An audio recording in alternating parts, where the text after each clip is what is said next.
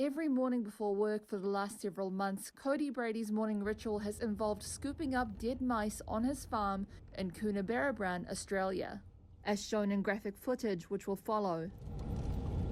The livestock farmer has had to drown rodents in buckets or set poisons, as the biggest plague of mice in decades continues to sweep across the Australian state of New South Wales.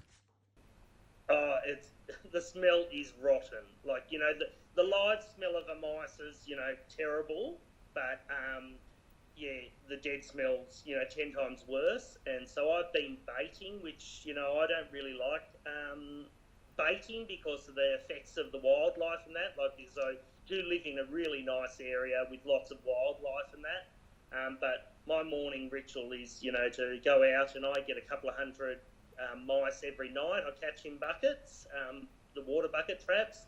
I've got about 15 bait stations, and I spend at least an hour every morning and every night picking up dead mice, like to, you know, reduce that risk of the, the wildlife, getting hurt. The region has been battling a mice plague for several months now, after heavy rains relieved the country's worst drought in 50 years. The wet weather helped produce the country's largest ever grain crop, providing ample food for mice.